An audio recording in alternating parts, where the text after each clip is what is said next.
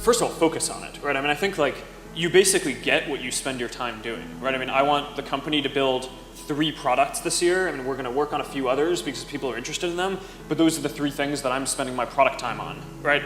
You get what you put into it. If you spend a third of your time trying to make the people around you better through getting better people, mentoring, getting them to be better, getting the best people in your organization into more impactful roles, then I think over time that just accrues and you get a better organization.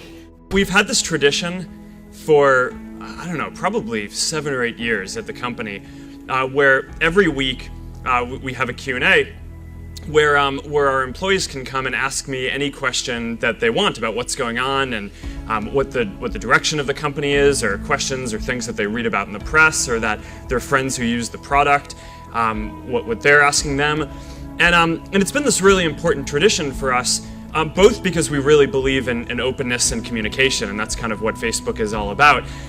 But it's also really important for me and for running the company to be able to get feedback, right? And to be able to learn what's on people's minds, what our employees and folks who are part of our team are thinking about, and just kind of a lot of the time there are good questions that people ask that change the way that we think about what we're building and what we're here to do in the world, and that often make us go think and reevaluate how we should be approaching different problems. Don't even bother trying to avoid mistakes, because you're going to make tons of mistakes, right? And the important thing is actually learning quickly from whatever mistakes you make and not giving up.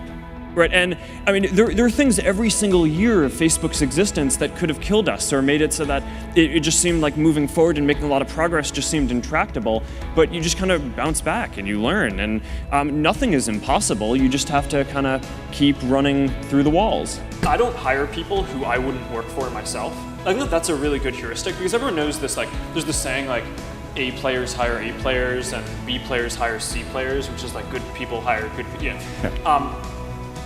And I don't think that that's that informative, right? Because I mean, what are you going to say, like, to someone in your organization, hire you're better a B people. player, you don't get to hire people? Like, I mean, no. I mean, and I think a lot of the time the problem is you don't actually know, and sometimes you're like trying to figure out how good someone is. If you didn't think they were good, you wouldn't have hired them. But the heuristic of only hiring people who you would work for tends to be pretty good, I think, because then it's like, then that you know. Right, it's like, I would not work for this person, then okay, I'm not gonna like stretch just because I need to fill a role today. It's just kind of hard. You need to be pretty headstrong about it, right? And there are going to be all these challenges that come up, and I think the main thing that you need to do is just not give up, right? And kind of know what you want to do. And you know, the best entrepreneurs who I've met don't really start companies because their goal is to build a company. They do it because they want to make a change in the world and help people.